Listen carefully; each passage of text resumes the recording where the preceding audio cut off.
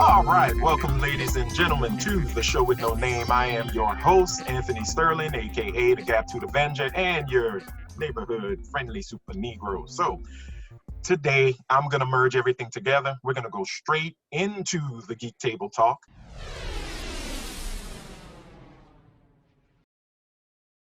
All right, joining me in my Geek Table talk today, you already know these two of my good friends. First off, to my maybe left or to maybe my right. I don't even know how I'm going to set you guys up, so just be prepared. Mr. Christopher McNabb, and yes, I called you Christopher. I gave you full government name. He's the resident Xbox guy, just one of the coolest people you will ever know. So just learn to love him and learn to love Xbox. Yeah, well, you know, it's for ratings. No, it's for YouTube. Next up, the Welters. The man, the myth, the legend, Mr. David Welty. Newly. Look at how white it is.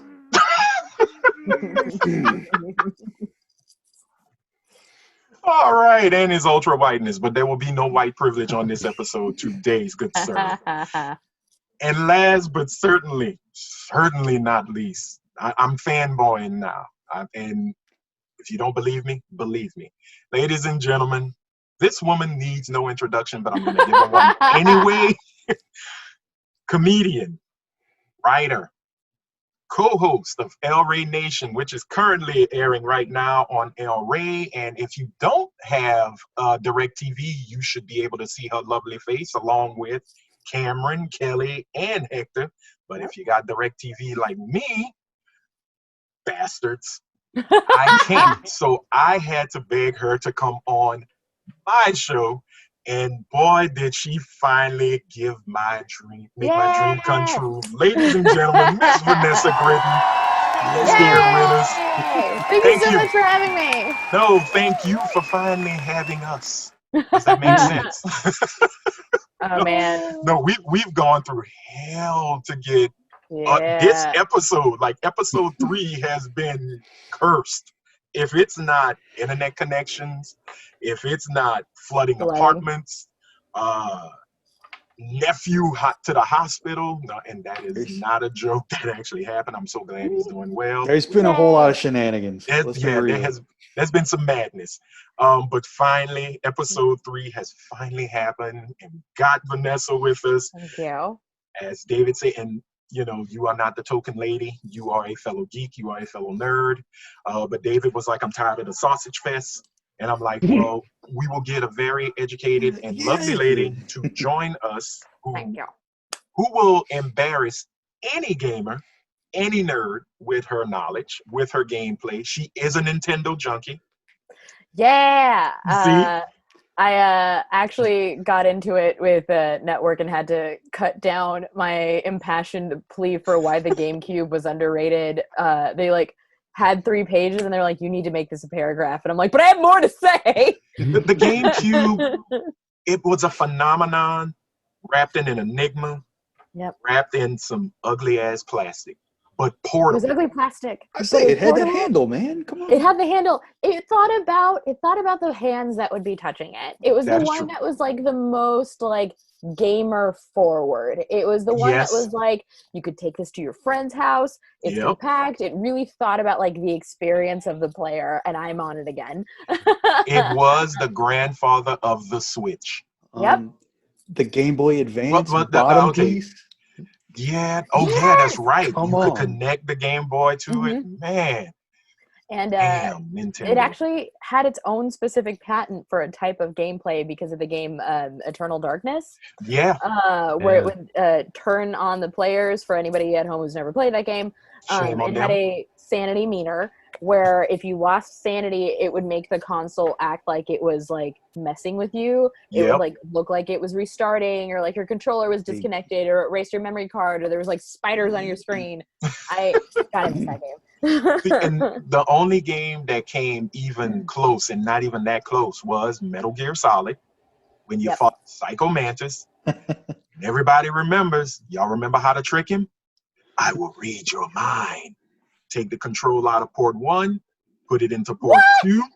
I can't read your mind. And then you could just beat the living crap out of him. But he'd still cut your game off. Oh yeah. I got a vendetta to get to. Yes. Okay. How long did it take you to finally beat him? Did you ever beat him? I never beat him. I just got mad. I spent an entire like summer trying to, because I don't know, my brother just had friends, I didn't. But I spent like an entire summer trying to like make that my white whale, and I just couldn't. And I just like I just became a real hater about it and just put it away. And I was just like, whatever, I don't even like it. Well, Vanessa Ahab, you'll finally have your chance. Just take the controller out of one, put it into two.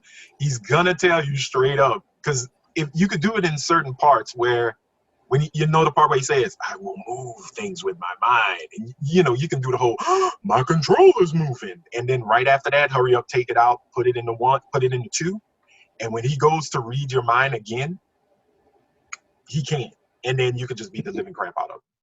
I'm real mad I never actually brought this like white whale up before, because my boyfriend has owned a game, well, not anymore, but he owned a game store for 10 years. So why didn't he tell me?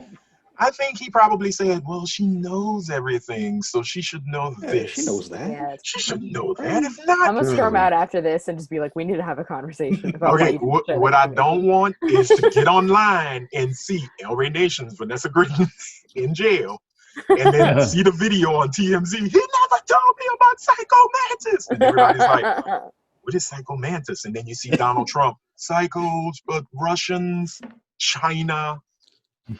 We don't want that. So just move the controller to port 2 and you'll be fine. I guarantee it. And let's get into the news. The news. Ladies and gentlemen, Captain Marvel, the sequel, gets a new director. And ladies and gentlemen, she is black. She is amazing. She is the one and only Nia DaCosta. And I will say, if you don't know who Nia DaCosta is, she's got a big horror film, hopefully, coming out in September in the theaters. But if not, VOD, I got my $30 ready. Candyman remake. Right now, we're going to put some respect on her name. I understand Jordan Peele has his monkey paw on this bad boy, but that movie is completely Nia DaCosta. So we're going to give her her props. And we're going to give her her flowers now, because she's making that Marvel money, cheering. She's making that big money, that big money. That's the... Oh, yeah. She's going to make it rain in Marvel. The kind of voice that Marvel really needs to be bringing in more of, because that's who makes their more memorable properties. Because when you tend to bring in... A lot of the directors that they tend to bring in basically just break into something like Flight Control, where they're just keeping the story moving. They're just making sure all the elements that need to be in to build the universe are in it, but they're not really telling a story within like a piece of something bigger. Right. And like the best example in terms of like movies and sequence and what happens when you bring in a director that has such a specific, strong vision, similar to like Nia DaCosta, is Taika Waititi for what Thor was. Yes. All of the other Thor movies were just Flight Control. It was just coming in and making the story move, and it wasn't fun and it wasn't interesting. Right. And then Taika comes in, who has the most specific vision, who has the most like bizarre sense of humor, and makes Ragnarok, on a franchise that was particularly like not a favorite in the Marvel universe, deeply beloved. Like, he turned Ragnarok into his Willy Wonka. And that's true. We love it. And it's the same thing that happened with, like, Black Panther as well, where it's like you bring in a director that has a vision that isn't just going to go in and be like, yes, yes, whatever you say. And then you actually get something unique out of that universe. And there needs to be more directors like Nia DaCosta who have a strong-ass voice to, like, pilot a movie when the franchise wants you to just kind of stick to the status quo. Yeah. And I know with Marvel, that's why they lost a lot of really good potential directors. You know, exactly. Edgar Wright with Ant-Man, you know, left. I really would have loved to see what Patty Jenkins would have did with Thor: The Dark World, because she was supposed to do that one. Yeah. And it got kind of crazy, and they were like, well, we have this vision, because I do understand Jon Favreau had said it in many interviews. The reason he left Iron Man, it wasn't hatred with Marvel. It was just that, okay, he was pushed to hurry up and get Iron Man 2 out so it could be ready to have, you know, Thor and then Captain America for the Avengers. So he was kind of like, ooh, you know what? I'm gonna walk away. I'll still executive produce. I still love Marvel, but hey, get my buddy Shane Black in, and we got the craziness that was Iron Man 3, which I actually enjoyed a lot. I thought it was fun. I still love it. You know, Yeah. people are like, you bastardized the Mandarin. The I'm like, Mandarin. The trailer trolled everybody. Yeah. And that's what I loved about Yes. it. It was the perfect troll. It was the Tekashi 6ix9ine of comic book movies. It was perfect. It made sense. And then if you saw All Hail the King, you just kind of sat back and went, oh, Okay. all right, you're forgiven. But now with Nia DaCosta, Coogler's coming back. Now, don't hate me. I don't remember the director for the Eternals. She's Asian, but she's also a good director. Yeah. And I can't remember her name, but when they were talking to her, she was saying, no, this is where we're going.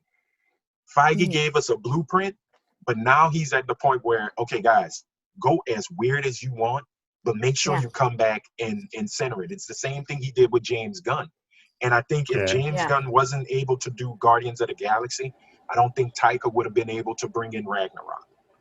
You know, and that was a good thing. You know, it was good to see Marvel finally saying, you know what, yeah, we're gonna stay family friendly, but we're gonna go a little bit weird. And for me, with the and I'll make it quick, so I can let everybody else have a talk, because I have a bad habit when you see I'm a Marvel man, make mine's Marvel. When you let a creative person be creative, things will just go in directions you never thought would happen, and they work. DC, they kind of did with Zack Snyder, but once again, just like when Bryan Singer made Superman a baby daddy, you made Superman a very depressing figure, and I was just like, dude, I like the movie. It's a good movie, but Man of Steel was not a good Superman movie. You know, it was just like, oh, okay, it's a really good teen angsty film with superpowers. But, you know, hopefully now that Wonder Woman 84 is coming, and I still wonder if Ava DuVernay, which I have my Ava DuVernay pop figure. Yay! Yay to the queen. She's supposed to be doing the New Gods for DC. So I'm hoping, I really hope with DaCosta, with DuVernay, with all these new directors, all these comic book movies bring something new and fresh with characters we love. You know, as long as you keep that dynamic of what we love about the character in there, have at it. And I think Feige is going to do that. That's just me. I could be wrong. So please, everybody, tell me how y'all feel. And let the world know how I feel about it. But Chris, what's your take on it? What do you want to see when it comes to, you know, the comic book movies for like Phase 4 for Marvel, DC, any comic book movie, really, to be honest? Well, I want to see who the big bad's going to be. I mean, I'll go from there. You know, everybody's thinking Doctor Doom. I want to see him bring in Fantastic Four, X-Men to the Marvel universe. God, yes. Tim Story is probably sitting there weeping on his money-filled pillow because he's like, I made 2 good Fantastic Four movies. No, you did not, Tim Story. No, you did not. No. There's already a good Fantastic Four movie, and it's The Incredibles. Oh, wow, yeah. Yeah, even Roger Corman's Fantastic Four, which only made it through the comic convention circuit, carried a lot more weight. But if they bring in Doctor Doom, well, David and Chris already know. You bring in the metal phase villain, I'm losing it. I'm going to lose my mind. I will cry. I cried well, they know. I cried in Black Panther. I cried in Infinity War. I cried. Oh man, we cried big. Well, not y'all. They're manly men. When Tony hit that snap, I was like an old black woman in a funeral. I had the thug tear, you know that. Yeah, you had the thug tear. I had the why Lord take me, don't take Tony tears. So I would love to see how they bring in Doom, you know, because to me he is, I will say it, he is the best supervillain of all time. He's Marvel's best villain because he's already won. Thank you. He has Latveria. Everything else is just a cherry on top for him. Like, it's weird. I really love Marvel, and they've been like my number one for most of my life. It wasn't until like the later part of my life that I like kind of rediscovered DC, because I think DC has like the strongest villains row. Their heroes I'm like about. When it comes to most DC heroes, I'm like, you guys are fine. But they're like villains and anti-heroes are really strong, and I feel like Marvel's like not necessarily answer to it, but like Doom is what you want a villain to be. He's so layered, he's so complicated, he has a gravitas about him, but he's also already won. There's nothing pathetic about him. There's nothing like he's not trying to like scramble up for victory. He has it. He just wants more. See, and for me, it is the line that he told Namor when he told him straight to his face, Doom is no man's second choice. When I read that, I just went, Queen has spoken. Go your ass back in the sea. You're not built for this life. No, but it also makes those like soft moments even more crazy, because you know how much power that he has, that when he like acquiesces to like help another, it makes it also more emotional, where you like forget he's a villain. Like the Doom kneels to no one. He like he gets up, stands up, makes no effort for no one. But I remember there's a panel where he kneeled for Reed Richards' daughter to shake her hand on an agreement that they had. And I was just like, the whole time, because I was like, he would never get on a knee for anyone. Not even Sue Storm, who he was in love with. He created Battle World, got rid of Reed Richards just to get his groove on with Sue. And he accomplished it. No villain. Well, no, because the Joker never got Batman to kill or laugh, remember? Because remember Batman told him, I know now what you want. You want me to make you laugh. It took Frank Miller to finally do it, in the spoiler alert, Dark Knight Returns, he kills the Joker. But Doom is that dude, when he said he gonna do it. He walks the walk, he talks the talk, and guy has one of the best costumes ever. Yes. He's got the swag about him, man. Dude, he's the Jay-Z of villains. Yeah. Take it how you want it, He's got the swag. It's showing a reminder. Exactly. So we got that down. Marvel, come on, Nia DaCosta, bring it. We know she's gonna bring it. Captain Marvel, the first one, it was a, paint by numbers kind of superhero origin film, but I enjoyed it. Some didn't, but I did. Let's bring some creativity. Let's have some fun with that. But speaking of more from Disney, oh boy, Disney, Universal, AMC, movies.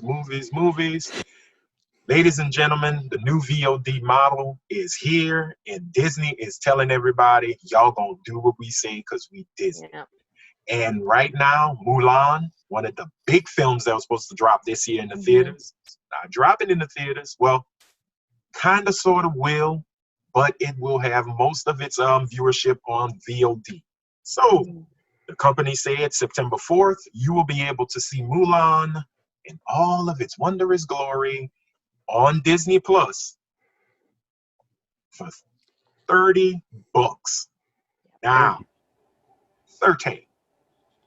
Disney Plus, you're already paying what, $7.99, $6.99 per month.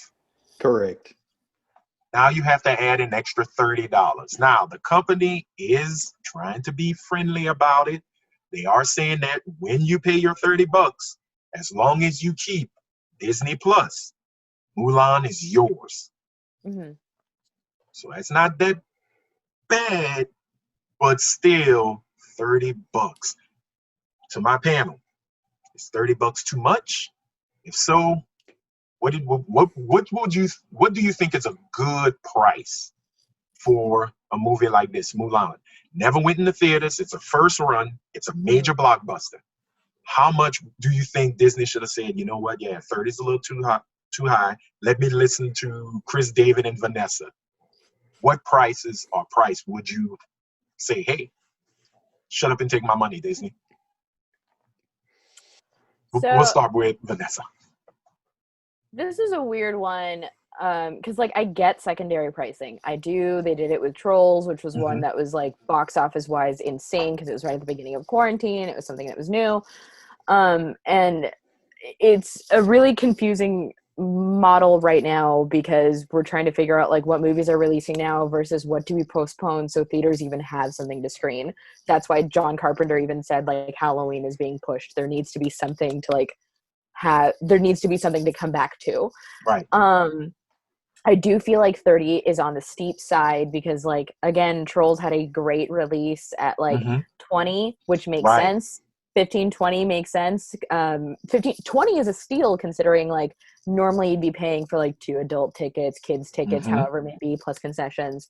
20 is a price point that makes sense. 30 feels a little steep. 30 would make sense. 30 or even 40 might make sense for an alternate idea because Disney's sitting on money and they don't realize it. And so is Universal. They have so many unused backlots and parking lots for theme parks right now that with a couple inflatable screens could just become a drive-in. $30 to $40 per carload. That is hella reasonable and an experience that they can bring in because Disney has the El Capitan. That's where they've had screenings pre-COVID. Like, what's stopping them from their drive-in El Capitan in terms of like turning their theme park parking lots? They're huge parking lots. Right, that's true. You're right. Like easily staffable drive-ins. Disney, you're sitting on money. Oh yeah, and that's one thing folks never really go and say, hey, let me give an idea to Disney for them to make money. This one's free. Just kidding. Give me $200 via Venmo. You can have my 30. Just let me get out the house. Yeah. Dave, what do you think? 30 too much? If so, how much? This one's kind of complicated, you know. I mean, I guess I understand the price point, you know, because I'm assuming it's family type film, Disney, all that. You're gonna have the whole family there with you, and assumedly, you know, you'll have the whole family with you and everything. And I kind of get it where, you know, like you were saying, that as long as you have the subscription, you do end up keeping it with you and all too. But at the same time, I don't know. I do think 30 is a little on the higher side for essentially a rental, you know, I guess you could say, you know, even though you are screening a new film and all. I mean, I think, I don't know, maybe it's just me, the perfect price. I mean, there's probably no perfect price point, but consumer wise, you know, I like that 20 range, you know, right around there. It feels right, you know. I mean, regardless, it's still, like you guys are saying, I mean, that's still a better value than, I mean, you're going to the theater with your family. I mean, everyone's paying 10 a ticket, you know, you got a family of 4, 4, you know. I mean, let's be real. So one popcorn, that's like another 20. Yeah, correct, you know. Yeah, so I don't know. With butter, this one's kind of hard to say, you know. Yeah, Yeah. exactly. Well, so I don't know. This one's a little hard, you know. I get it, but at the same time, like I don't know. It's hard to pinpoint what exactly I would say is the ideal, you know. Well, I could tell y'all who's really not happy. One theater owner who just went batshit crazy on a Mulan poster online when the news came out and was beating that poster like it stole something, which it kind of did. It stole his livelihood, poor guy. But I think the $29.99 and they're calling it a rental, that, you know, that's a little steep. I do agree, because if you decide, man, look, I got to get rid of Disney Plus, and you have a family, you got daughters, and if Mulan is as good as they're saying it is, those daughters are going to want to see this movie. You know, they're going to be like, Dad, I want to watch Mulan again. Well, look, Dad ain't got the money. We had to let it go. Does it come back if you get back on Disney Plus? You know, that's another thing. Good question. You know, if it disappears, it's like, oh man, that kind of blows. You know, I $30, you know, gone. Yeah, $30 for the right to stream something. I mean, that's it. And $29.99 is, I mean, generally when they're on their home release, you're paying more than likely less than $29 to if you buy if you buy the Blu-ray, $29.99 is what you pay for the Blu-ray. Correct. And the Blu-ray is a physical copy, which you can keep forever.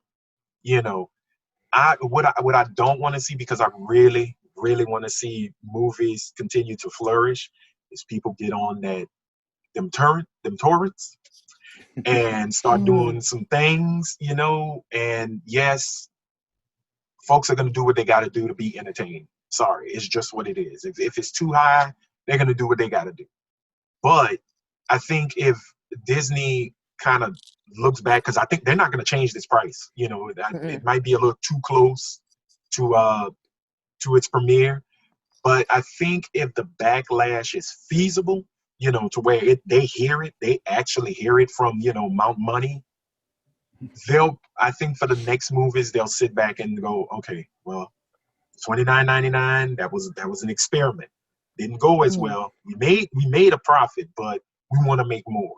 So maybe they'll go back and say, all right, we'll go $10 less. We'll do $19.99, and we'll see where that goes. And for people with Disney Plus, if you leave it but come back within a certain amount of time, the movies you purchase will still be there waiting for you. So that's kind of my outlook to it. And to segue to the other group, good old Universal, AMC, the fun fight. You know, I think this is the Tyson Jones fight that we didn't ask for, but boy, I'm enjoying watching. As before, as Vanessa said, Trolls came out on VOD, did not hit the theaters. AMC got in a shouting match with Universal, saying that we are going to ban all of your stuff.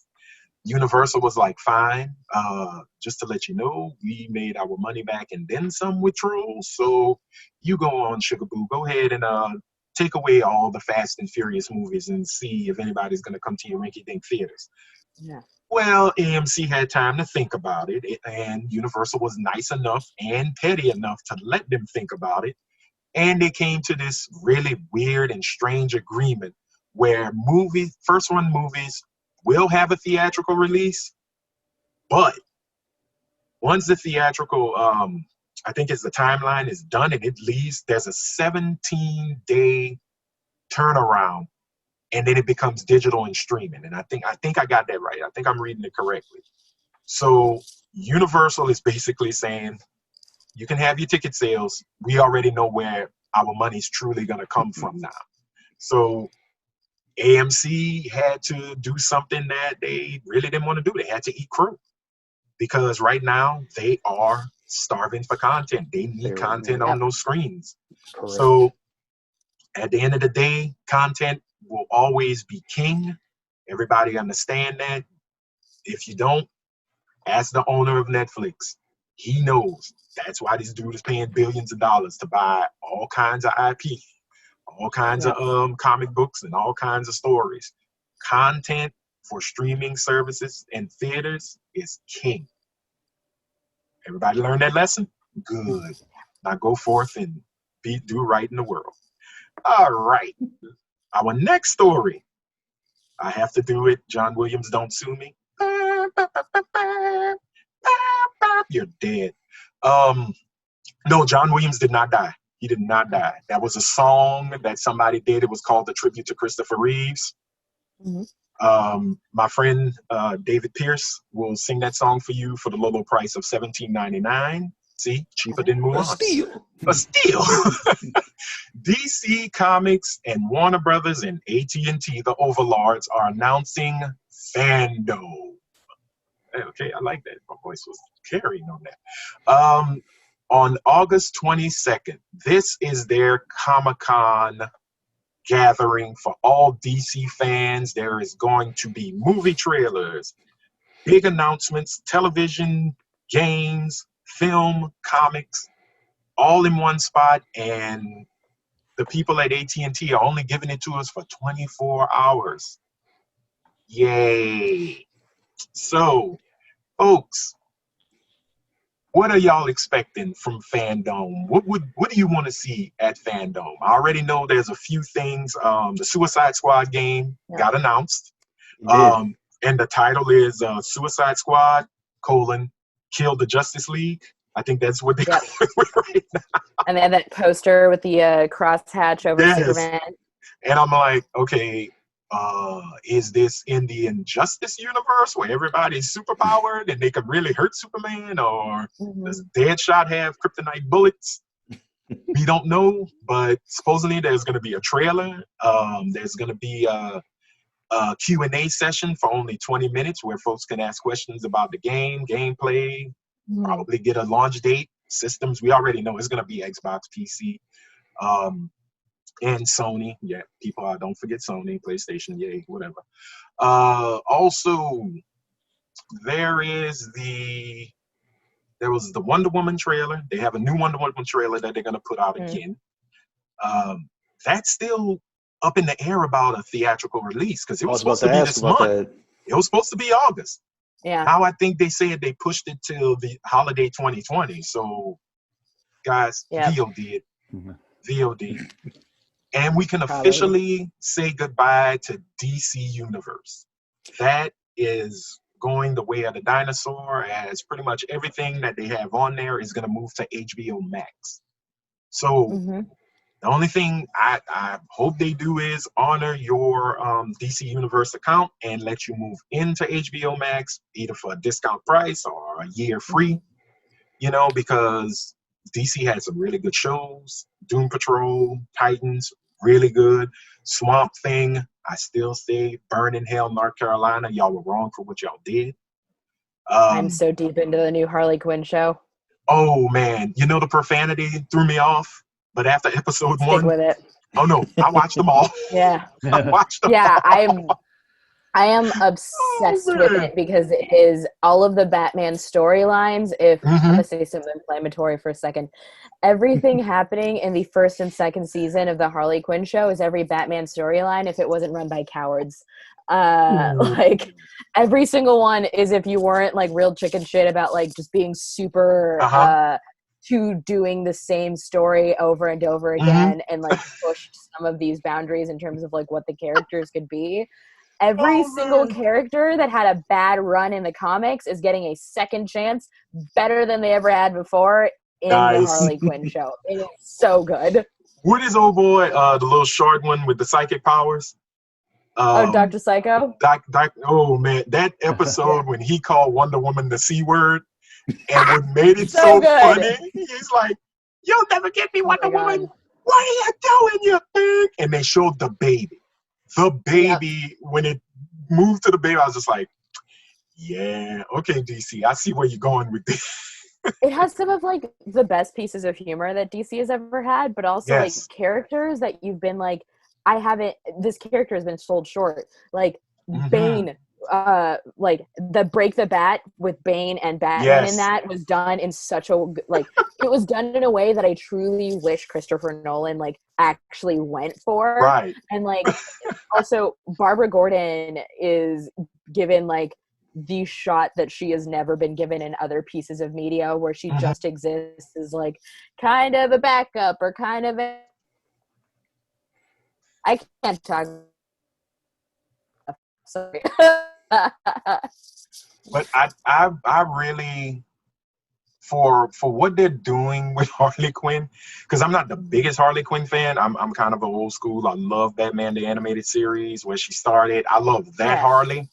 I had to grow to love this new Harley, you know, and the whole thing of she's emancipated. I'm like, okay, but the beauty of Harley was her fanaticism for Mr. J, but when she really couldn't stand him, it was magic. Like I really did love the old stories with her and Poison Ivy, but I do enjoy what DC's doing right now, and hopefully, like I said, people with DC Universe accounts, y'all give it to them for free because HBO Max is $15 a month.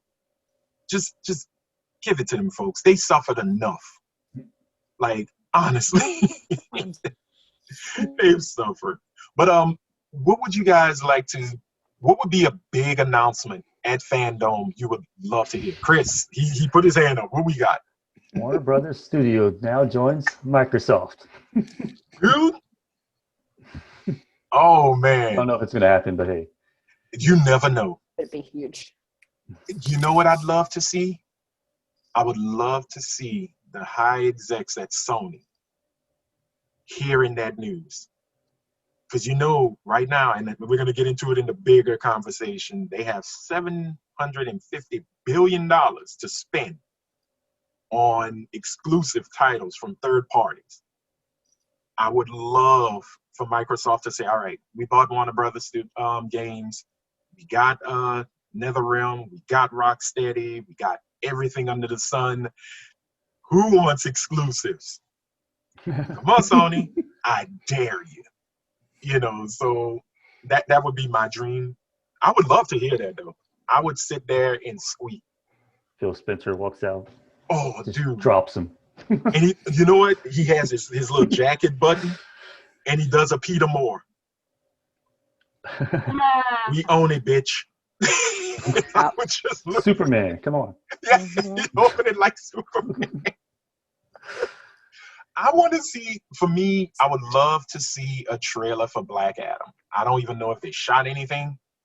I just want to see The Rock come out, and then Henry Cavill come out, and they just do a stare down. That's better than Superman versus Batman already. Yeah. Are they doing Shazam too? Not a ton. Yeah, that's pretty much announced, but they haven't done any shooting for it yet. You know, so David. Yeah. Any word on possible Flash? You know, we've heard rumors that it's something. Dude, after Ezra Miller like choked that woman, man, I don't know, bro. Yeah. I mean, hey, well, it doesn't have to be with right. Well, they liked him enough to put him on the Flash television show. Yeah. As an Easter egg, but still, you know, they say it's still in development, but there hasn't been anything because Jeff Johns is gone now from DC Films, from the film side. So I think with Zack Snyder coming back with the Snyder Cut, I don't know if there's anything that could save that movie, but if he can, he can. The people want it. Yeah, you know. Why did you say that name? Who knows? I mean, there could be redemption for Ezra Miller. He may come back as a Flash. They may pick someone else. But there have been rumors that Ryan Reynolds has been showing up, and they're saying he may be Hawkman as well as Green Lantern. I don't know how you want to pull that off. I hope he tells them no. Yeah. Just be Hawkman. I'm okay with you, Hawkman. I don't need you as Hal Jordan. Give me Jon Stewart or give me Kyle Rayner. Better yet. No, I'll take a Jon Stewart, man. Jon Stewart's hardcore. Yeah, but you know what I would love? Jason Statham as Guy Gardner. Think about it. Think about it, people. With the red bowl cut, think about it. And you could let him have his British accent. He'd be Turkish from Snatch with a power ring. Think about that. Think about it. Just let that ruminate for a while.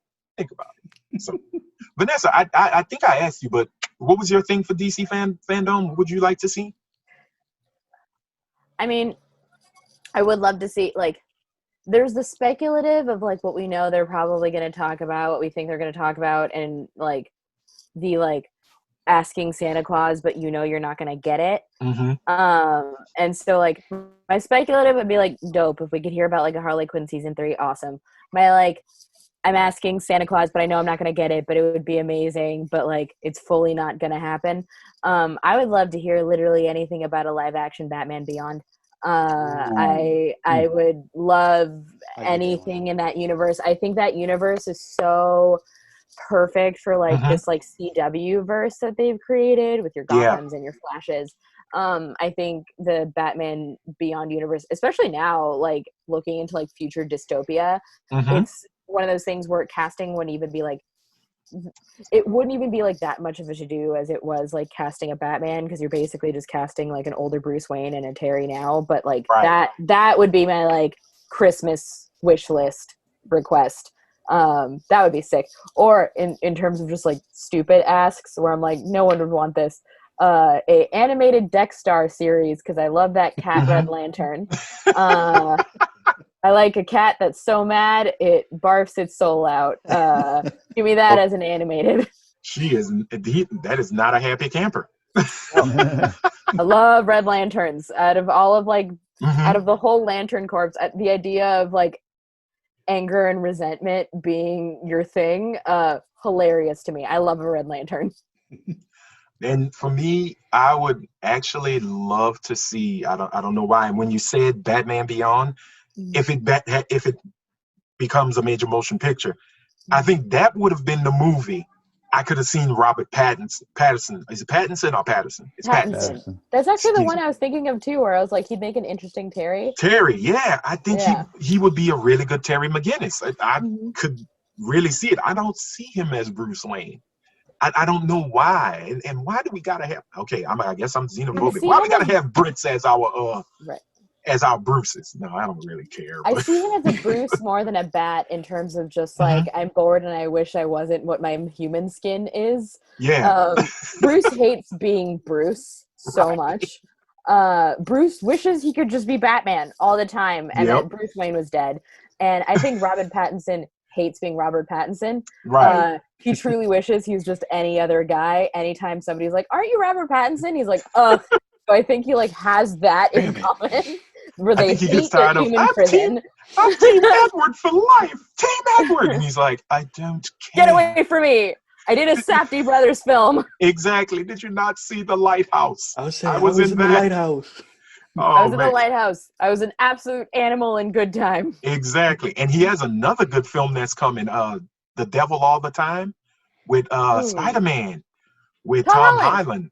Yeah, Netflix. I saw the trailer. Anyone who wants to check it out, the trailer is out. That movie looks... It's a wild trailer. Very wild. And I still get thrown off with them having Southern or Midwestern 1930s accents, or 1950s, I think. It's like in the 50s or 60s. So, but going back to your CW verse, also big shout out to, and I hope I'm saying her name right, Javencia Leslie, who has been cast as the new Kate Kane and Batwoman, which I never watched. And it's not... I need to, because I heard it was actually pretty good, even though, the Comics Gate people are so SJW cuckoo about it. They say the show is actually well written, and she looks like she can kick ass. So, and that sister's pretty as hell, but that's just me. I'm that type of person. I will give you credit for whatever you do. So, congratulations to her, to Ruby Rose. Wish her nothing but the best in all her future endeavors. Although you did destroy Orange is the New Black for me, I'm just going to throw it out there. That character. Oh, man, I swear I really wish somebody would have shanked her in the shower. But that's just me. So, it's a prison movie. It's a prison show. It happens. I think there's literally a shanking in one of the episodes. Exactly. You get shanked with your morning breakfast. Get out of here, people. It's prison. Come on. All right, time for our games. It's time to talk games, and we've been having little game talks here and there, but boy, some recapping time. We got to start off with Microsoft because they had the big one to me, and we're going to recap their games reveal that happened earlier this month, where it was about the games, and boy, some people were just yelling, lame. We saw Halo Infinite, finally, some gameplay for the first time, and I was excited. I liked the grappling hook. I said it looked just like the original Halo, the color scheme of Master Chief. Chief looked awesome. The guy in the ship looked awesome. But when we got into the actual gameplay, it did not show the power of the Xbox Series X, not S, X. And that was because later after that, they said it was running off a PC. Okay, so I forgive you. But a lot of people didn't. They were going at Microsoft's neck, and they were not giving them any quarter, no peace at all, to where Microsoft finally had to say, look, you bitches, We're going to step back. Let us do what we do. Trust us. But a lot of them are like, no, don't trust them. But other than that, I thought the games reveal, and I think we talked about it, me, Chris, and David. I wish we could have got you and Vanessa, but you had a meeting that day. I gave it a C+, B- range. I thought the games that they showed were very interesting. For me, Psychonauts 2, automatic buy, Yep. automatic. Now, my heart broke when there was no Battletoads, but I'm okay. It comes out on the 20th, so I'm okay. I'll got survive. that pre-order on lock. I'm still trying to find a way to play it early, but I don't want to upset the MS gods. So I thought they had a fairly decent showing. The Medium seems like a really cool game, especially if they're saying, if it does exactly what they're promoting, where you see one dimension you're doing something and the other dimension is doing it at the same time. All the changes you do in this one happens in this one, and it's all, boom, happening right in front of you. Sort of like the Ratchet and Clank dimensional portals kind of craziness. I like that. Grounded, I need to get into that. That's going to be my next game to like lose myself in. Chris, I'm going to say it early, but I know you're going to jump on the mountains and praise it. They finally announced Fable.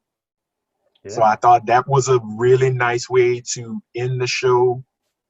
But I still say C+, B-. I want to know everyone else's input and how they felt about it. So I will start with the Xbox guy, Mr. McNabb.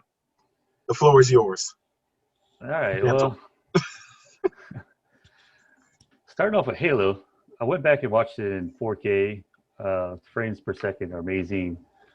I'll be the first to admit that graphics aren't everything in the game, but when you hype up that you're going to show the true power of a system and then you don't show any graphics, none of the games really had gameplay, so I really don't know what this thing can do.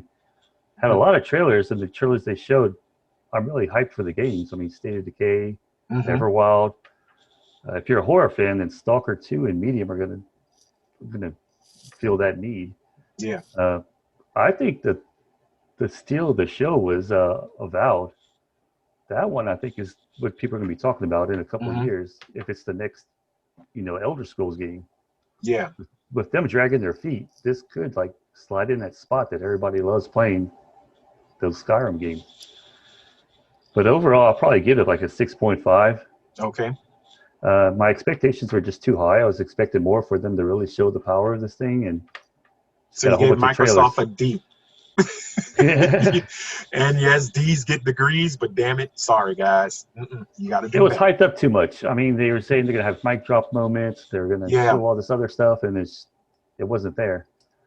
I feel like right now what they're doing is just every week you're getting some kind of news about Microsoft. They're trying to, I guess, 1,000 cuts. 5,000 cuts. So I guess that's what their strategy is right now. But they're not hyping up this next one. So. And they're doing a lot of fire extinguishing too. Right. With the backlash that came from Halo and the memes of, oh boy, I think they call him Clyde or whatever, or Cliff, I don't remember. And the fact that you scream ray tracing, and then all of a sudden when you're supposed to really show, look, this box is more powerful than our competition, and then we get, oh, look at that pop-up, and there's another pop-up. Oh, and the textures on this thing does not look right. Where's the lighting? Where's the ray tracing? It's kind of like you are starting to sell us on, some bad goods, it's snake oil. This is the new and improved, and it'll do all of this, and then we don't see it. One guy said online, Halo 5 looked better than this. Like Guardians looked better than this, and that's disrespectful.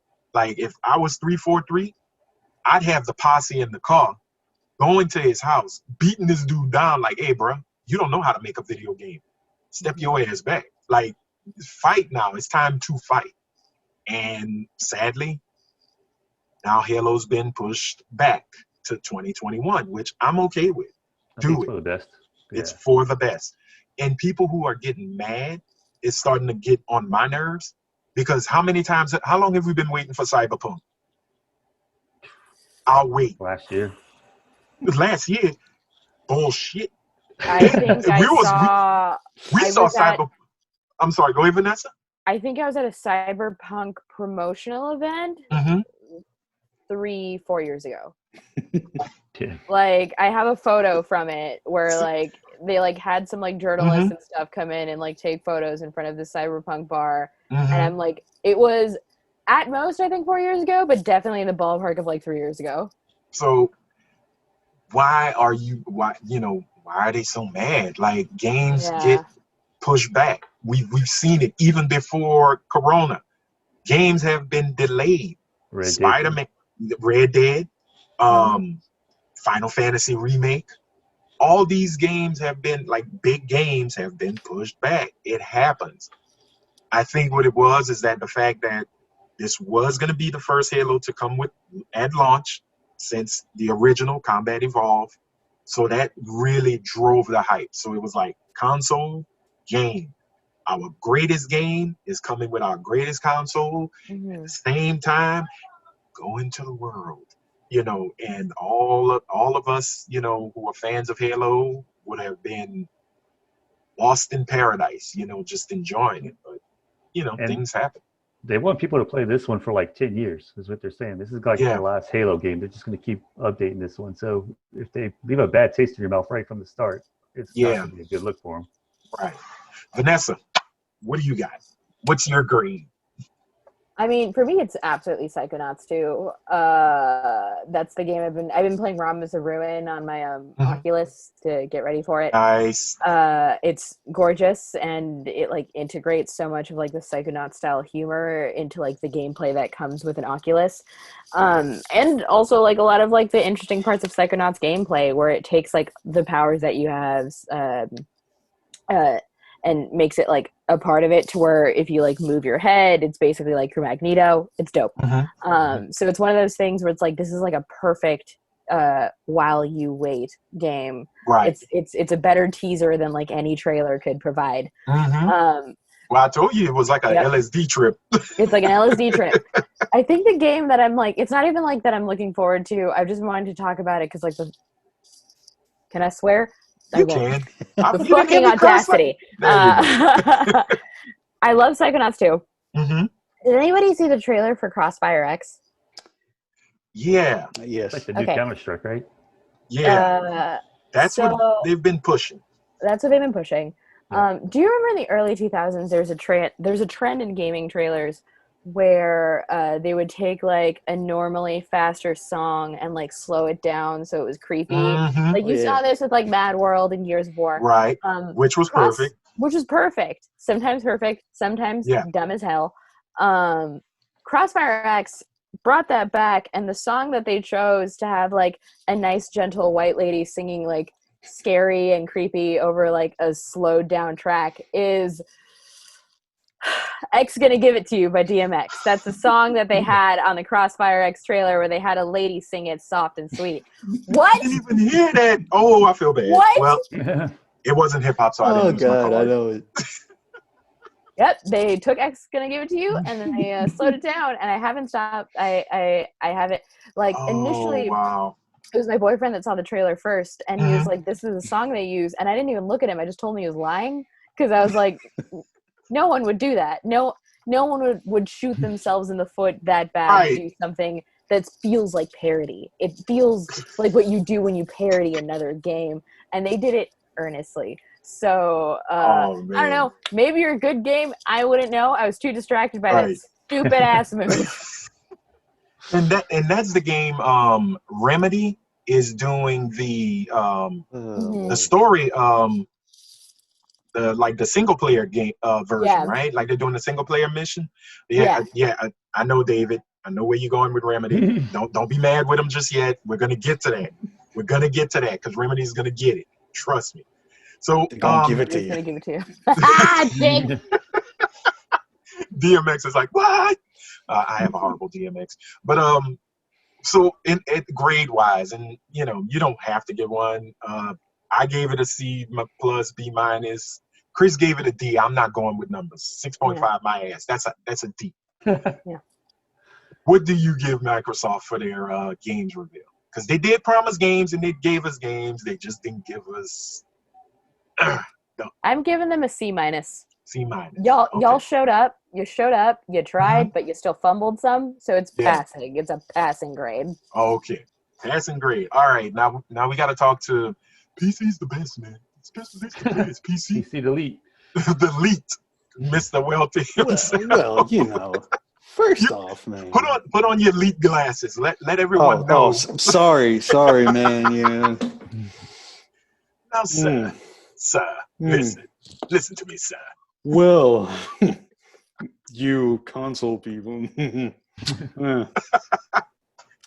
Let's just Hey, here we go. So we're gonna give it a Craig. Give this Craig. You really gonna bring in? You gonna bring him Craig out of Craig here? You know. Oh, damn. That's not nice. First off, you know, it wasn't bad. It wasn't bad. You know, Halo Infinite gameplay, right there in my heart a little bit. You know, right. All memes aside, you know, even though we got this. Fable, I'm glad it's coming back. Hopefully they do that justice. You know, let's put it that way. Senua, man, the second one. Come on now, that one was awesome. Yeah. So that pretty hyped about. But I mean, that's another thing. Again, why I give it a Craig out of Craig there. You know, is we've already seen this. We already knew this was coming. There was no. This was not a ball drop. You know, we already knew it was coming. You know, it's Microsoft being Microsoft. Like I think we've all kind of said for the most part though, Psychonauts. How can you go wrong with Psychonauts though? Number 2. Come on. None. That's gonna be. Although I was hoping, and I know it's kind of crazy because I know Chris was joking with me earlier about it when the thing was starting. I really kind of wish they had announced Brutal Legend 2. And I saw Jack Black. I was like, you win. And he said, dude, I think that's your game. And I'm like, oh, no. This is Psychonauts. You know, when I saw that the character he was playing, I was like, oh, yes, Psychonauts 2. All right, fine. But I would have loved to see it. But also, you know, I'm intrigued / confused at, you know, Phantasy Star Online New Genesis. Which I like Phantasy Star Online too, but it's a new game, but not new game, still Phantasy Star Online 2, but new, I don't know. Yeah. So, yeah.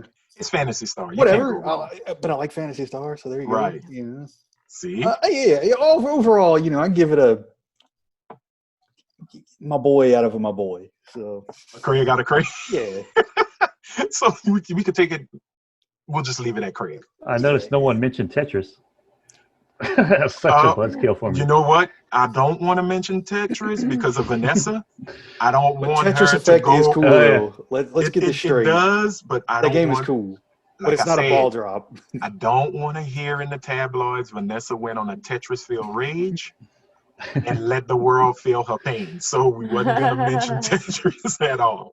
So with that being said, with Microsoft, hopefully things will get better. We already know now the system is coming out in November. Rumors are pushing to November 6th. The controller is out for the Series S. Is in the stores. I say the Series S. Where they'd come from, you know, I seriously think Microsoft is just like, here, just throw anything out and let's just see what happens. But since we talked about Microsoft, we got to talk about their counterparts, their arch rivals, which I'm pretty much saying that's no longer a contest. Sony.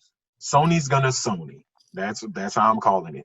Sony had their State of Play also in August, and to some mixed reviews because they were basically talking more about PS4 games than they were PS5 games. And folks were really looking for, well, you know, you didn't give us a lot of gameplay. We wanted to see some Miles Morales. You know, we wanted to see more Ratchet and Clank. But Sony said, you want Miles Morales? You want Ratchet and Clank? No. We're going to give you bug snacks. and you're gonna love it. And I didn't love it, but they gave us Godfall gameplay, and they gave us a little behind the scenes, and it's a pretty good game. It looks good. It's not making me rush to the store and say I want Godfall yet, because that still goes to my boy Miles Morales. Even though it may be a 10-hour game, it's still Miles Morales, and I got to support the brothers. So with all of that they showed, really nothing much of the PS5 except for Bugsnax and Godfall, and they had another game. Sony folks, let me know. My bad. Put it in the comments. Let me know what the other game was. It was this archery game where you played an archer that actually looked pretty cool. It was some that beautiful, actually did look interesting. Yeah, it was a beautiful art style. I thought it was nice. I just like Microsoft, I do give it a C plus B minus, because yes, they did talk about games, but I really wanted to see more of what was coming for the PS5, because the PS4 we already know. I want to see more of what the next generation is going to bring us. I want to see some damn ray tracing. I want to see some faster loading times. I want to see it in, actually working. And they didn't give it to us. So you get a C plus B minus, and I'm grading on a curve with you sons of bees, because they did show ray tracing in a Entertainment Weekly story that showed Miles Morales in a damn still. Not actual gameplay, but when people saw it, all the ponies lost their shit and was like, we did it. We said ray tracing. Look at the ray tracing. And I'm like, Craig, that's all I could say. So I'm going to go the other direction. Vanessa, did you watch State of Play? If so, what did you think? What games caught your eye? Did it make you want to say, like, I'm throwing my monies for that PS5, or keep trying, guys? It was going to be a C for me until Miles Morales. Even though it's a 10-hour game, I'm still going to play it. I really, really loved the Spider-Man game. I feel like Sony's playing it a little bit closer to the chest. They're not making as many lofty promises, to where I think they're basically just kind of like doing the like let it speak for itself, as opposed to like building a lofty promise and then having it fall short. So on that, I want to give it like a B minus. I'm especially excited for the Miles Morales game, because the Spider-Man game I feel like teased two really interesting, one that like we all kind of called, and then one that would be like the only time I've ever seen this in like a Spider-Verse type thing, that I'm hoping we get to see played out in the Miles Morales game. It's obvious we're probably getting a Goblin. We're probably getting that. They had that foreshadowing where Norman was looking through the tank and it was the green light on him, and I was like, that's probably going to be we're probably getting a Green Goblin through there. But the game feels like it teased a possible Harry Osborn Venom. Yep, because there was the black gunk on him, and it's not a Clintar. It's probably more into the Ultimate Universe, which was the synthetic artificial symbiote that was used to heal cancer and everything. So we're probably getting a Harry Osborn Venom, which would be a dope villain to put up against Miles, because like Miles's villain is usually just like, hey, I'm Miles and you need to know that I'm Miles. I love him, but we haven't like given him like a nemesis quite yet, and I think that tease might mean we're getting a really cool nemesis for Miles finally. And along with that, I think we're going to see the Prowler. I think Uncle Aaron is going to show himself in all his purple glory. Yes! And please let it be voiced by Mahershala Ali. Just he's amazing. Come on, guys. Come on, Insomniac. You can do this. With the Venom tease, if they do, I don't know if it's going to be like main villain, because I think they, with Venom, you really want to keep him for Pete. Yeah, make that Pete's demon. Right. And from, playing the game again and watching that final scene, did you notice how huge Harry looked in the tank? Very like bulked. muscular, like he was all bulky. And I was Yeah. like, oh yeah, we getting some venom. Getting them gains. We getting them genes up in here, you know. And So Venom games. yeah, oh man, what if Eminem did the theme song again? No. Slow it down. What if? And then we move Slow on. it down. Yeah, but slow it down and Slow it have down, this Em. honky lady getting You know, let's let this woman do it. So if it's all gonna happen, I'm gonna go to David, because David, once again, he's our every guy like myself, you know. But David, what did you think about Sony's state of play, even the one that they did before, along with this new one?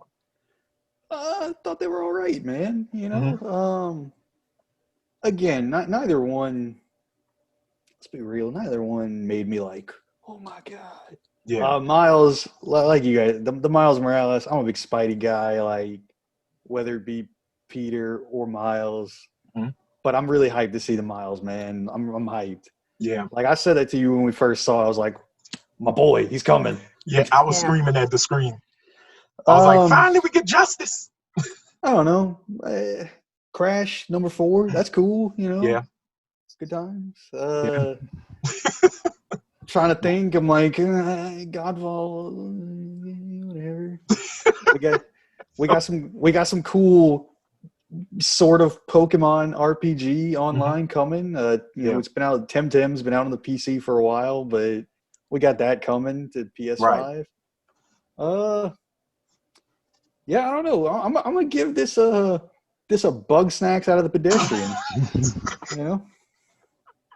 Rating. Okay, so a bug snacks out of bug snacks. All right, yeah. Chris, even though he is a Xbox guy, he is non-biased. He does not play. You know, he's not an Xbox.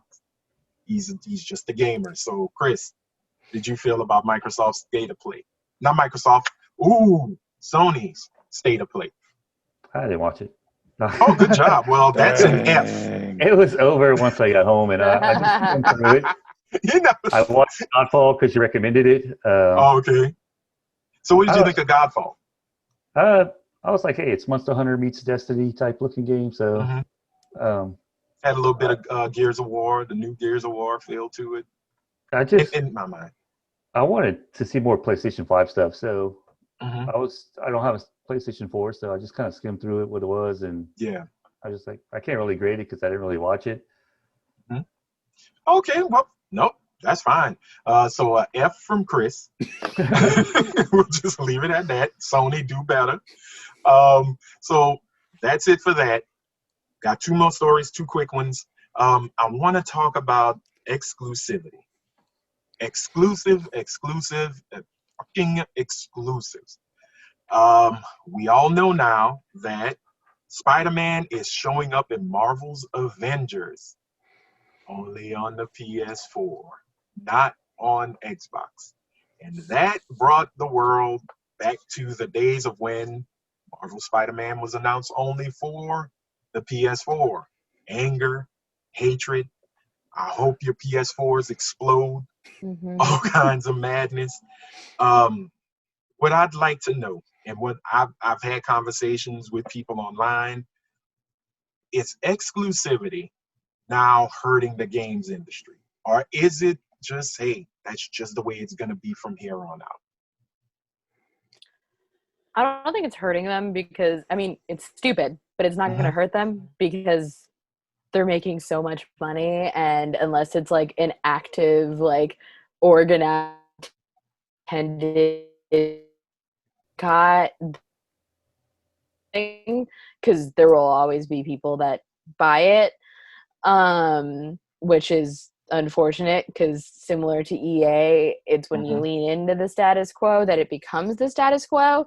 So we got comfortable with microtransactions. Now we have microtransactions. It's one of those cases where like there isn't enough of a pushback, even though it's stupid, when it comes to exclusivity, that they're not going to see like a numbers difference, which is what they care about. The only way I've seen it done in ways that don't necessarily like make sense, but it doesn't make anyone feel like they're losing out, was like Soul Calibur when they got the Star Wars character, right? So it was like, all right, this console gets Darth Vader, this console gets Yoda. You both get like your exclusive thing. There, are you happy now? like that's one where at least it feels like no one's missing out. But when it's like one character exclusive, it's like, that's a bummer. But like unless something happens that hurts them financially, it's just going to be the norm. Right. And I was looking at it like, and I think I had said since Sony pulled their move and got Spidey, then Microsoft has Xbox. Why not go and put the money for one of Marvel's second greatest characters, Wolverine? You get an X-Man on an Xbox, because Wolverine was an Avenger as well. And they can have Spidey, and now y'all truly duke it out. And then Crystal Dynamics hurt my feelings and said that Spider-Man was the only character that they were going to do this for, because Spidey's spiritual home is on the Sony PlayStation. And I said to you, sir, go fuck yourself. Go fuck yourself, because that is BS. Because if that's the case, Spider-Man should have been a PlayStation-only character since the first Spider-Man movie. And we know that is not true. So, and if he is supposed to be only for Sony, he wouldn't have been in Marvel's Ultimate Alliance Part 3, which is on the Nintendo Switch. So once again, Crystal Dynamics, to you, I say go fuck yourself. But that is just me. So, Chris, what's your feelings on it? Oh man! So if you buy it for PlayStation, pay $60. I buy it for Xbox, pay $60. I'm getting an inferior product, and to me, that's not fair. I'm all about exclusives. If you have an exclusive game, that's fine. It's the Spider-Man game, no problem. If we're buying the same product and you get something that I don't, and we pay the same price, come on, that's where I have a problem. Yeah. And apparently, it doesn't stop there, because Intel is getting some custom-only exclusives. Yeah, Verizon. I think T-Mobile. You can buy a pack of gum to get exclusive emotes. Right. Come on. This whole game just seems like it's kind of like a cash grab, like I told you earlier. So it's now also, could that cash grab be because a lot of the updates and characters will be free? That they have to make, every character that they're gonna put in is supposed to be free, so they can sell more costumes. Pretty much. Yeah. You know, and that's cosmetics. It don't change the gameplay. You know, it has no change in gameplay. So I'm okay with that. But yeah, character-wise, it's the Avengers. It's not the Avengers -1 or +2, but only on this system. You know, I think that's kind of messed up. And yes, exclusives have happened for a long time. I think it was the Marvel Superheroes game. Xbox had a bunch of characters that you couldn't get on the PlayStation. So maybe that's just a little bit of karmatic justice. Who knows? I'm also wondering if he's just going to be a reskin of not Scarlet Witch, Black Widow. Because if you watch her gameplay, she's like swinging all over the place and pretty much pulling off Spider-Man moves. Well, from what I read, the developers are actually working. They're doing Spider-Man completely different, you know, and he's going to have his own thing. Now, the beauty of it is he's not in the story mode of the game. You're going to use Spider-Man. They're going to make his own little story, which once again, yes, it is now an incomplete game. He'll do the war tables and all the other things, but he won't be in the main story of the game. But like he said, when crossplay is going to happen, which it's going to happen, and you're going to play against somebody on PlayStation, and here comes Spidey. Is it going to show on your? How do you get him? Yeah, you know, is it going to show on your Xbox? I don't know. I don't know how they're going to handle that. And Crystal Dynamics is like, well, we'll handle it when we get to it. And it's like, no, dude, you're going to have to. Yeah, you know, because this game comes out in September. You're talking about they want the Destiny model with this game. So if you're saying this game is supposed to have a lifespan of 2-3 years before maybe even seeing a new one, can we get Spidey, or can we get a full complete game with the full complete roster, or are we just gonna when they play Spider-Man and they play against an Xbox person, Spider-Man turns into Night Monkey? I don't know. I don't know. I don't know what's gonna happen. So David, exclusivity. How do you feel, PC guy? Because you're getting PC screwed doesn't too. get it either. Yeah, I was gonna say, oh no, me so sad. No, it's crap nowadays. I mean, look, it is what it.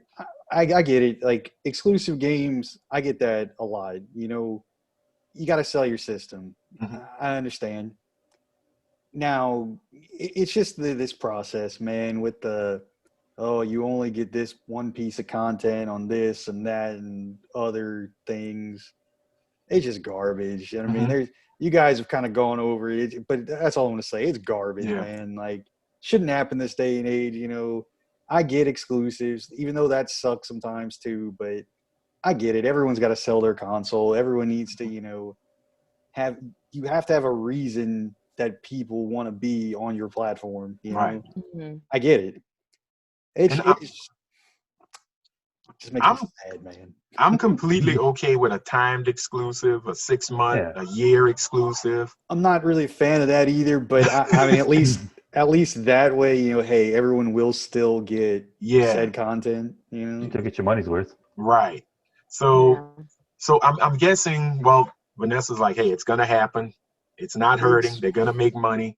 Um, I'm more of the bullshit. to be honest, it's exactly like Vanessa said. Like, unless people actually are like, hey, now let's put a hold on this. Let's not Mhm. get this product, and then I mean, it's gonna happen. Yeah. Yeah. Yeah, Unless you and hit their wallet, they won't listen. no, and you're Correct. right. And like I said earlier in the show, Sony's got 700. I'm sorry, I said 750 billion. My bad. $750 million to play with Mhm. for exclusives, and they're hitting all the big third-party companies right now, and going, "Hey, we got monies. We want that Mhm. exclusive."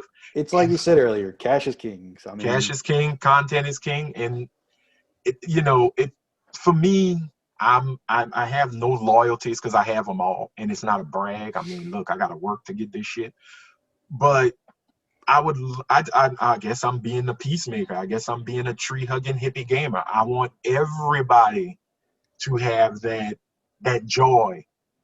Like when I played Spider-Man on the PS4 for the first time, that first opening intro with him flying, jumping through the window, and you get to swing the first time.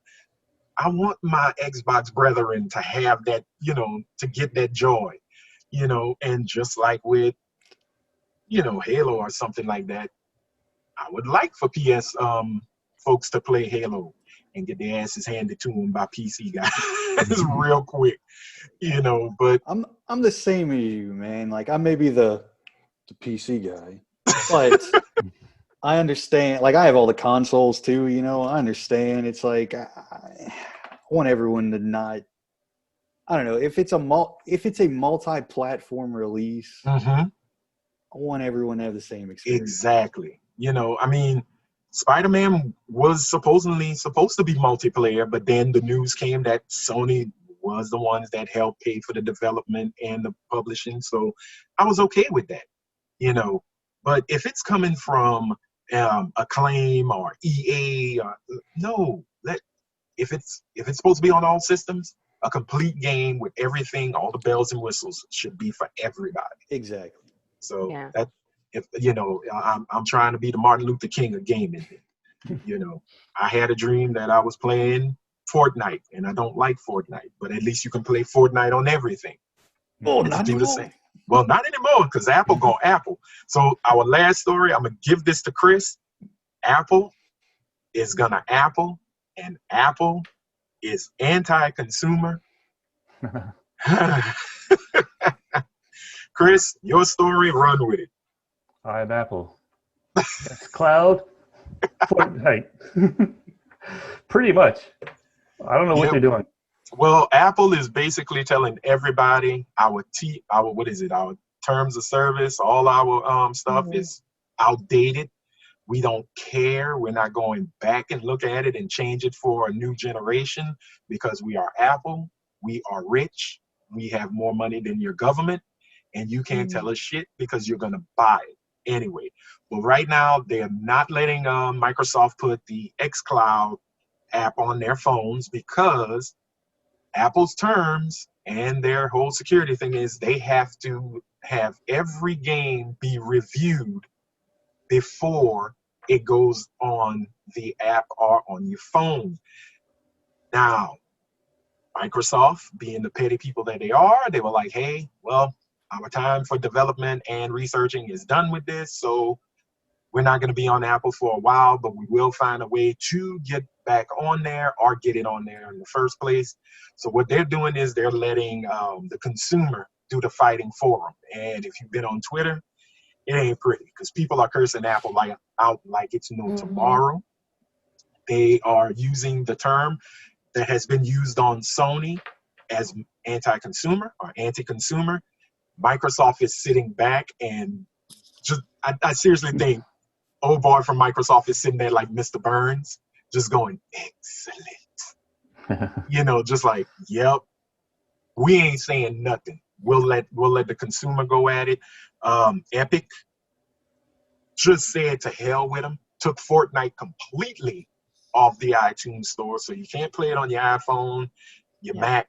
Well, you can play it on your Mac, but you can't get the app. You can't play it on your iPad. They are like, no, because I believe it was something about direct sales. I didn't even know this. Apple used to have a 60-40 split with developers.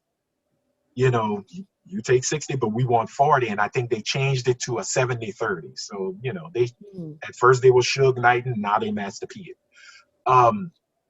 So, but Master P, that's a good deal. The Master P deal is good. It can be better.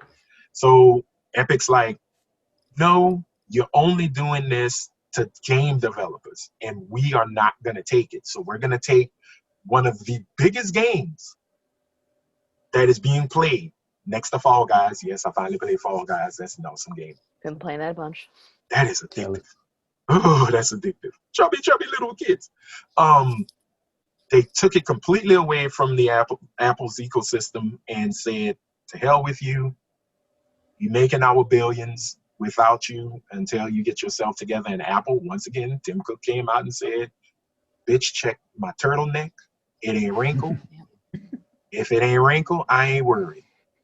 Yep. Do you? So hopefully, fingers crossed, Apple will step up and finally just say, you know what, everything is new. Be thinking in 2006 kind of mindset. Let's start looking into 2021. You guys are technology. Y'all the tech people. Y'all supposed to be thinking ahead. But once again, Apple's gonna Apple. So, all right. And that is it finally for the news. Vanessa's sitting there going, dear God, thank you. No, because then I gotta go out there where there's a heat wave. Oh. I'm happy in the little box in here. Well, for this last one, this is going to be fun. This is a little segment I like to call, and I'm going to try and do it as my merchant from Resident Evil 4 voice. What are you playing? What are you watching? This is my little pick of the week thing where I like to let people know what games I'm playing, what shows I'm watching, recommendations for folks to enjoy and kill some time while we're in the life of COVID. So we're going to start off with our special guest, Ms. Vanessa. Vanessa, what are you playing? What are you watching? And comic books, if you are. What are you reading? Oh, good one. In terms of what I'm playing Fall Guys right now because it's ridiculous. What I've been playing, I've just been waiting to finish, is Persona 5. Love Persona, love the Persona series. Honestly, the only reason it's taken me so long to finish it, because I'm like right at the end, is I just don't want to say goodbye to those kids. It's a great Corona game because it also, the travel aspect, it kind of taps into that missing going outside kind of feeling. So Persona is a great pandemic game. Also, if you're just like angry as hell at the government, so are those kids.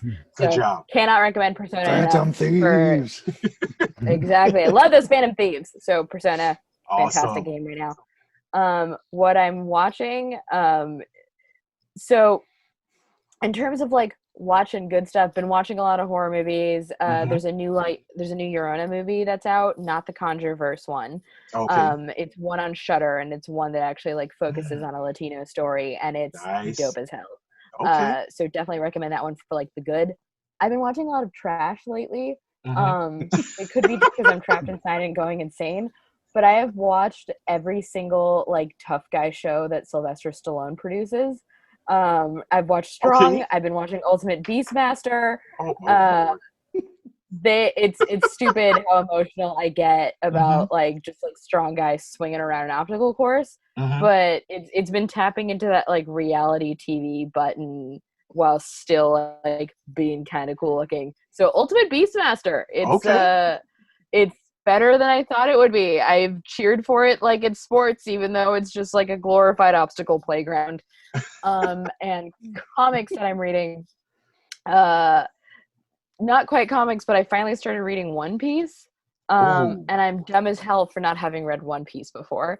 I know that I'm probably gonna be reading One Piece for the rest of my life because of how much One Piece is out. Forever.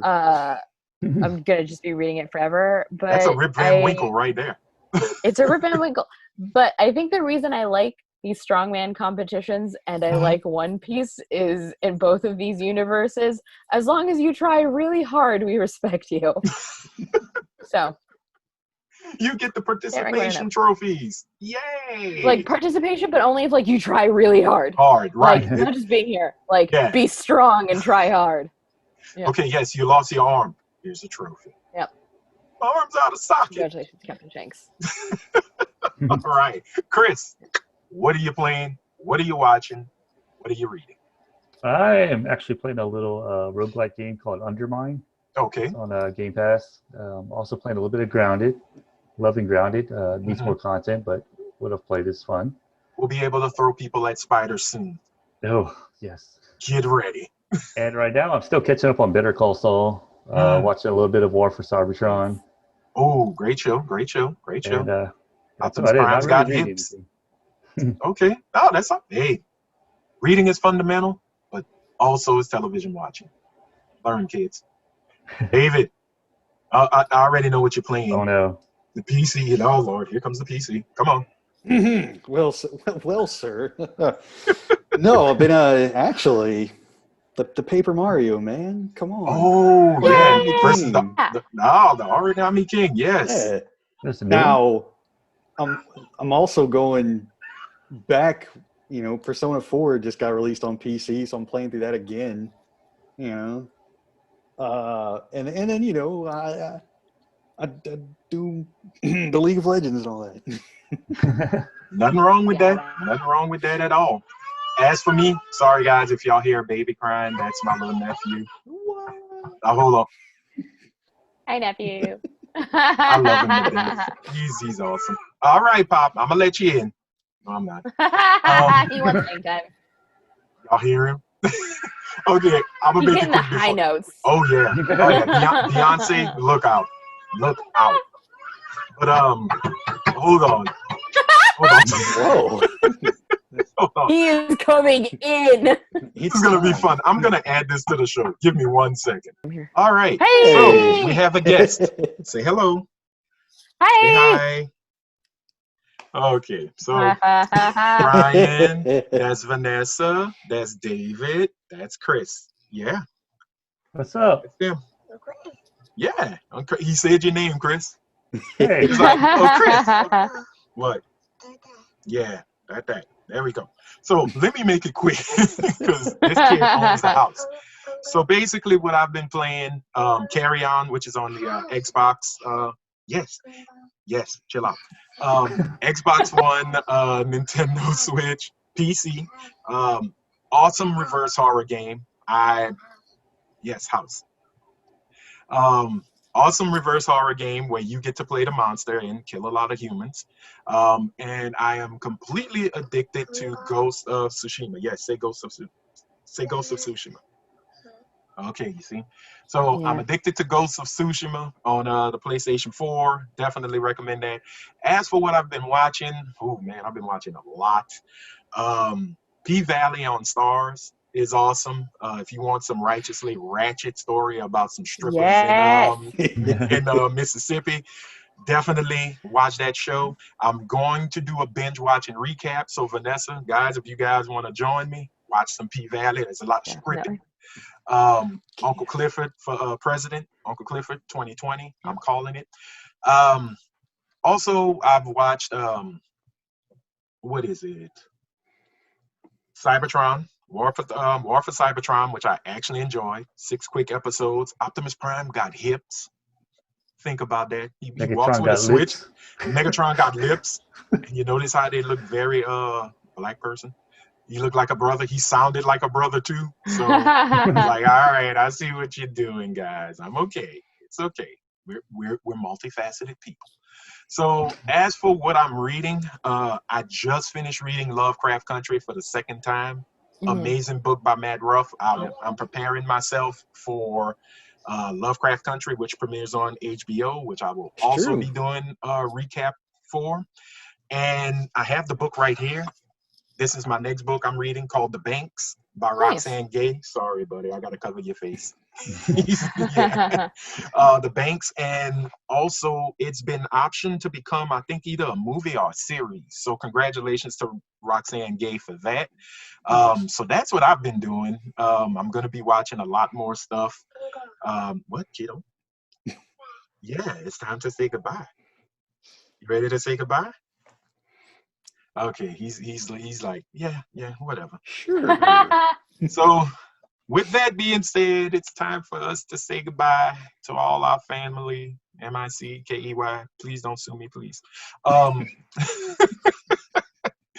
Ladies and gentlemen, this was the third episode 3, yes, 1, 2, 3 of the show with no name and its world famous Geek Table Talk. Yes, I'm putting that into the universe, that it is world famous and people will watch us. As always, please like, comment, and share. Hit that red subscribe button. Only takes a second. Blue thumbs are cool. And hit that bell and turn your notifications to all. Come on, give them a thumbs up. There you go. Hit that notification, turn it to all, so you'll be notified every time we drop a new episode, new reviews, binge watching recap shows. Vanessa will hopefully be on the one for Lovecraft Country, and Chris and David will be for P Valley, because, well, yeah, it's an experience. It's an experience. So I really, really, really want to say thanks to Chris McNabb. Say bye, Chris. Wave. Let them know that you're alive. David Welty, the PC guy. There you go. And the one and only, thank you, universe, for finally letting her come on. Miss Vanessa Gritton. Ladies and gentlemen. Thank you for having me. Give a clap. No, you can't play with the... All right. So, in closing, you know the drill, ladies and gentlemen. Wash your hands, wash your feet, wash your ass. Stay safe out there. And if you see this kid, run, because he's thumbs up. Thumbs up. Say bye-bye. Bye-bye. Ladies and gentlemen, thank y'all for watching. We'll see you next time. Stay geeky.